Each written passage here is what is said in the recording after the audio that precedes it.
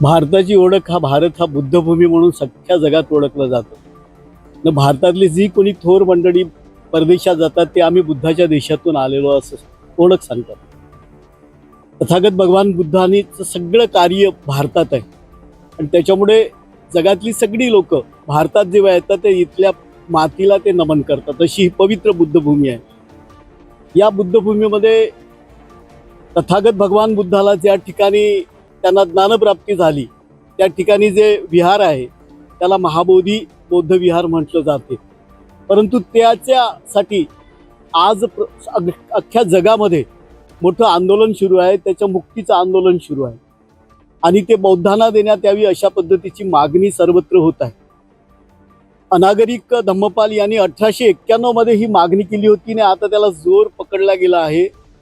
बौद्ध पौर्णिमेला त्या ठिकाणी प्रचंड मोठ्या प्रमाणामध्ये असंख्य बौद्ध जगातल्या कानाकोपऱ्यातून येत आहेत आणि म्हणून या ठिकाणी आम्ही धम्मचारिका करायचं ठरवलं आहे. दीक्षाभूमी ते बौद्ध गया या ठिकाणी आजपासून आम्ही धम्मचर्या करतोय, त्या ठिकाणी प्रवास करतोय. त्याचा मागचा उद्देशच आहे ह्या पवित्र बुद्धाच्या भूमीला आणि महाबोधी बौद्ध विहाराला ज्या सगळ्या जगातल्या लोकांनी त्याच्या मुक्तीचं आंदोलन जे छेडलं आहे तर त्या आंदोलनाला पाठिंबा दाखवण्यासाठी आम्ही त्या ठिकाणी जात आहोत. यामागचा उद्देश एवढाच आहे की 1949 मध्ये जो बुद्ध टेम्पल आहे त्या ठिकाणी लागू करण्यात आला बिहार सरकार मार्फत तो रद्द करण्यात यावा आणि त्या ठिकाणी महाराष्ट्रातल्या मोठ्या प्रमाणामध्ये जे बौद्ध बांधव जातात त्या ठिकाणी त्यांच्यासाठी त्या ठिकाणी निवासाची व्यवस्था नाही आहे. फार त्यांची गैरसोय होते. दिल्लीमध्ये आणि असंख्य ठिकाणी ज्या पद्धतीनं महाराष्ट्र सदन सारखे या ठिकाणी उभारले गेले आहेत तर ते पण त्या बौद्ध गया या ठिकाणी उभारण्यात यावं ही मागणी घेऊन आम्ही या ठिकाणी जात आहोत आणि निश्चितच महाराष्ट्र सरकार किमान ह्या मागण्यांना पाठिंबा देईल आणि त्या ठिकाणी पण एक मोठं बौद्ध धर्मियांसाठी त्या ठिकाणी महाराष्ट्र सदन सारखी मोठी वास्तू त्या ठिकाणी निर्माण करतील आणि हा जो संपूर्ण आंदोलन सुरू आहे या आंदोलनासाठी केंद्र सरकारकडे आणि बिहार सरकारकडे महाराष्ट्र सरकार पण मागणी करेल.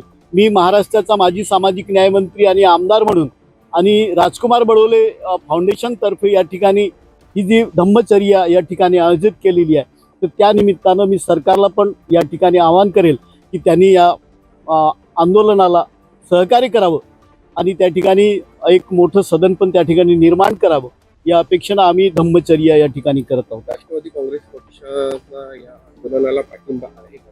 राजकुमार बडोले फाउंडेशन मार्फत या ठिकाणी हा आंदोलन होत आहे. त्याच्यामुळे ही एक संस्था आहे. या संस्थेच्या माध्यमातून मी त्याचा अध्यक्ष असल्या कारणानं आम्ही या ठिकाणी कारण याच्यात पक्ष म्हणून आम्ही कोणाला पण ह्या केलेलं नाही आहे. सगळ्यांचा पाठिंबा या ठिकाणी आहे धम्मासाठी आणि भारताची संविधान ज्या परमपूज्य बाबासाहेबांनी लिहिलेली आहे त्याच्यामध्ये समता स्वातंत्र्य न्याय या तत्वसूत्रानं धर्म स्वातंत्र्य हा विषय पण आवर्जून त्यांनी मांडला आहे आणि म्हणून हा आंदोलन जो आहे या आंदोलनाला सरकारने पाठिंबा द्यावा हे या मागचा उद्देश आहे.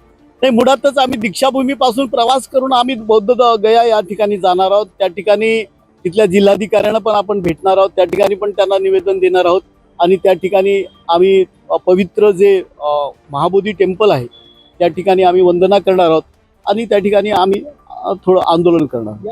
अजितदादांशी काही बोलणं झालंय का? मी राजकुमार बडोले फाउंडेशन तर्फे हे काम करतोय. मी एका शब्दात सांगितले पक्षाचा कोणताही नाही याच्यामध्ये आम्ही अजेंडा घेऊन चालले नाही आहोत.